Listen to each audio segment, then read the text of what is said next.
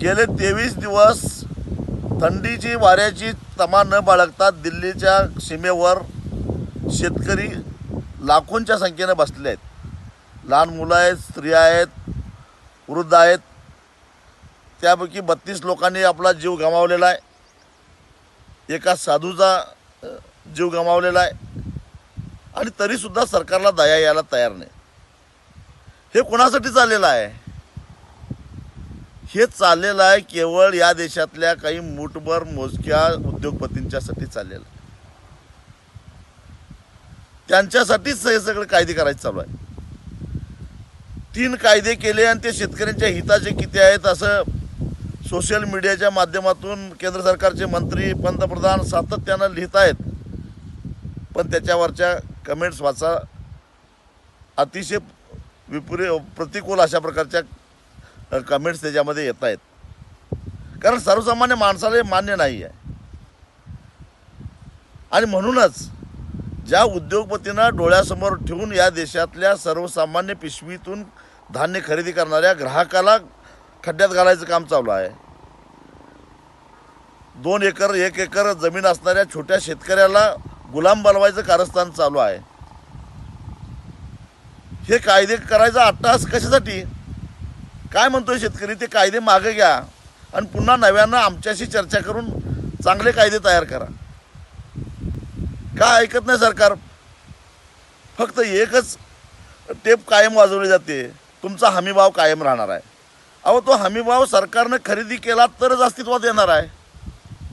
जर सरकार खरेदी करणार नसेल तर खाजगी व्यक्तींना, खाजगी उद्योगपतींना किंवा व्यापाऱ्यांना हमीभावानंच खरेदी केलं पाहिजे असा कायदा नाही आहे। आणि शेतकरी तेच सांगतायत, अंबानी खरेदी करो किंवा अदानी खरेदी करो किंवा सरकार खरेदी करो, जो काही मोडका तोडका हमीभाव सरकार जाहीर करतं त्याच्यापेक्षा कमी किमतीमध्ये कोणालाही खरेदी करता येणार नाही असा कायदा करा। पण तो उसाला आहे, मग इतर पिकाला का नाही? हाच प्रश्न शेतकरी विचारतायत। आणि गोम इथंच आहे, लक्षात घ्या। कारण एकदा जर का या देशातली सगळी गोडाऊनं ज्या उद्योगपतींच्या ताब्यात गेली, जाऊन पंजाबमध्ये बघा, गोडाऊनचं बांधकाम अदानी आणि अंबानी ग्रुपनं किती वेगात चालू केलेलं आहे। ते कायदे व्हायच्या आधीच यांची तयारी होती, म्हणजे जणू काय यांनीच कायद्याचा ड्राफ्ट तयार केला आणि सरकारला मंजूर करायला लावला, असं हे सगळे कारस्थान आहे। आणि या लोकांना सुगीच्या काळामध्ये शेतकऱ्यांचे दर पाडून धान्य खरेदी करायचं आणि सुगी संपल्यानंतर दर वाढवून ग्राहकाला विकायचं आणि सगळं अन्नधान्याचा साठा आपल्या ताब्यात ठेवायचा, हे कारस्थान या पाठीमागं आहे। या अदानी आणि अंबानीसाठीच जर का तुम्ही असे कायदे सर्वसामान्य जनतेला लुटणार असाल तर आम्ही आता 22 डिसेंबरला मोर्चा घेऊन BKC मुंबईत आम्ही या अदानीला आणि अंबानीला विचारणार आहोत, बाबा रे, तुमची भूक तरी किती आहे? अजून किती पाहिजे आहे तुम्हाला? काय काय तुमच्या अपेक्षा आहेत? एक जमिनीचा तुकडा आमच्या ताब्यात राहिला, तोही आता हिसकावून घेताय काय? आम्हाला गुलाम बनवताय काय? आम्ही काय फक्त तुम्हाला भविष्यात लागणाऱ्या गुलामांना जन्माला घालण्यासाठीच आम्ही जगायचं काय?